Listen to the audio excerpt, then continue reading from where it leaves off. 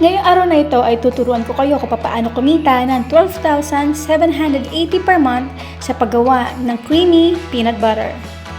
At mamaya sa the end of this video ay tuturuan ko kayo kung paano mag-costing ng peanut butter.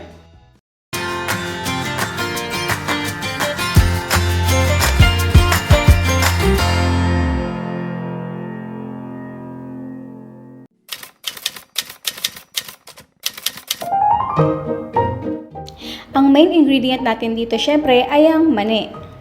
Sa paggawa ng peanut butter, ang mas magandang gamitin ay yung maning hubad o yung walang skin. Kasi kung gagamit tayo na may maning balat at kapag ito ay tinos or binulsa natin, ay magkakaroon ng bitterness ang ating peanut butter at maapektuhan ang lasa nito. Over medium heat, tustahin natin ang peanut.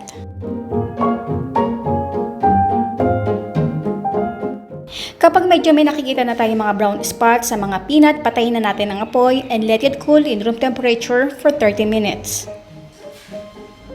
Ilagay na natin dito ang butter at condensed milk. Dahil sa medyo mainit pa ang peanut, haluin ito hanggang sa matunaw na ang butter.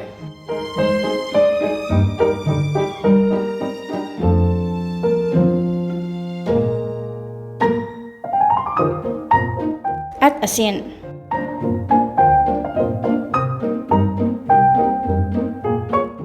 Meron ako ditong stone wet grinder na gagamitin kong pamblend ng ating peanut butter. Kung wala naman kayo nito, pwede kayo gumamit ng ordinary blender or food processor. At kung wala naman kayo nito, pwede na tayo magpagiling sa palengke at magbabayad lang tayo doon ng mga 20 to 50 pesos. So huwag natin kakalimutan na i-add din ito sa ating costing mamaya. At alam ko na marami sa inyo kung saan ko ito nabili. Nabili ko ito sa online na amazon.com at unfortunately ay wala pa ito sa Pilipinas. Nabili ko ito sa halagang 13 to 15 pesos at may bigat itong 10 to 12 kilos.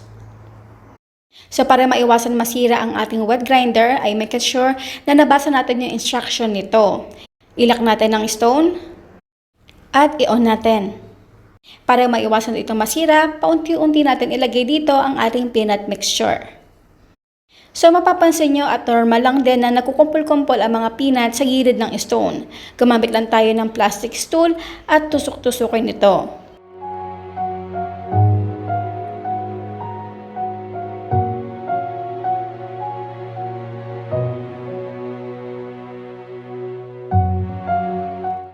Ito yung itsura ng ating peanut butter after 30 minutes.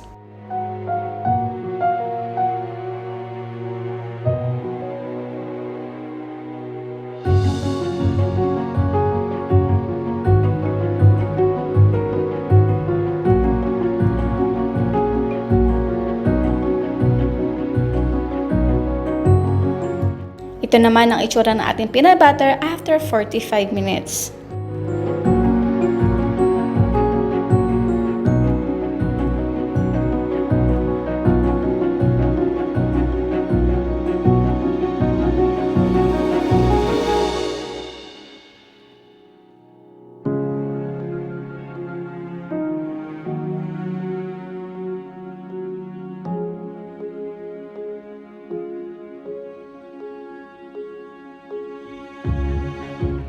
And now it's done! Our homemade creamy peanut butter.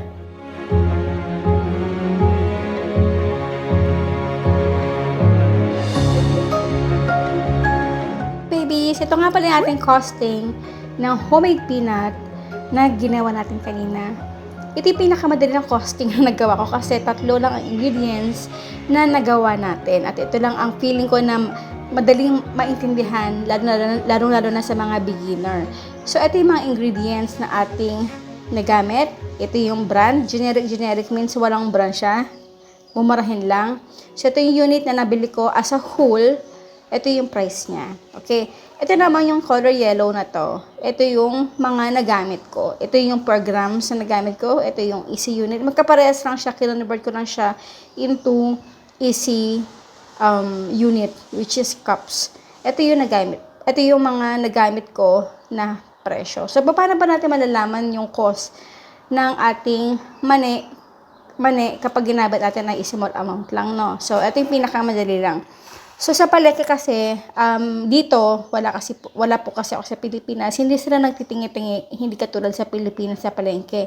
So ang minimum na dapat na binibili ko ay 1,000 grams or 1 kilo. Ang presyo niya ay 130 pesos. So ang gagawin ko lang ay i-divide ko lang yung 130 pesos to 1,000. 1,000 means 1,000 grams equals 0.13. Ito yung 0.13 na po na to ay ang price per grams ng mani na hubad. So, ano ba yung nagamit natin na mani? Ilang grams ba? So, ang nagamit kong grams dito ay 300 grams. Ito yung we need. See? Ito yung I used. Ito rin talaga eksaktong-eksakto na nagamit ko dito sa 1 kilong mani. So, nagamit ko lang sa 1 kilong mali ay 300 grams or 2 cups. So, ito yung equal kanina, di ba? I-multiply ko siya sa 300 grams. 39. Ito yung 39. Ito yung presyo ngayon ng ginamit natin as per sa grams. So, 300 grams is equals to 39 pesos. So, ganoon lang din yung kanyang format. So, for unsalted butter, condensed milk. Para makita nyo mabuti, ayan, i-expand ko. Yung total grams nga pala ng ating nagawang peanut butter ay 360 grams. So, ito ay miscellaneous. Ito yung bottles actually na nabili ko. May mas mura pa dyan, pero ginawa ko na lang 20 na 2 bottle. Tapos, ang cost niya na 360 grams, tinotal ko lang to, pati itong bottle. Ang cost niya, ang total niya ay 85.31 pesos. Hinati ko siya sa gitna kasi dalawa yung gusto kong ibenta. Ito siya, ganito lang siya kaliit. 180 grams lang to. Liit lang siya. Para ano, 'di ba? Madaling maubos. So, ang kanyang cost per bottle ay 42.6. Hindi ko muna siya nire-round off. Mamaya natin i-round off. 42.655, which is divide ko lang itong 85 divided to 2 equals to 42.65. Tapos yung margin niya 100%, syempre kasama na yung ating labor dito. Yung selling price niya per bottle ay 85.3. So tutubuin natin dito, 85.3 minus 42.65 ay 42.64. Ito na yung kay ating tubo. So, sabi doon, tutubo daw tayo ng 42.66. Okay, hindi ko siya niraround o para gusto ko maging specific. So, 42.6, kung makakabenta po tayo ng pagpalagyan natin minimum 10 pieces per day. See? Pero na tayong tubo na 426. At alam ko, itong 426 na to, pwede pa siyang mas malaki kasi yung mga ginamit ko mga ingredients dito, sa online ko siya nakuha. At feeling ko kapag pupunta talaga kayo sa mga wholesale or sa palengke, mas mura pa nyo makukuha to. Ito po ay as of February 2021 at huwag nitong gagayahin na presyo. Ito po ay sample lamang.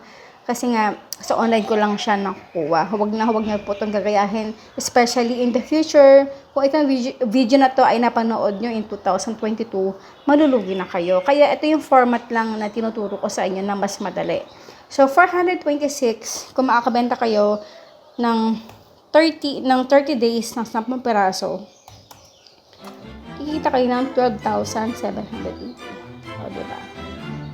For sure, pagka talagang pumatok yung peanut butter nyo, mas marami pa kayong kita. At minimum lang itong kikitain yung 12,700. Ayan po guys, maraming po salamat sa inyo lahat. And bye!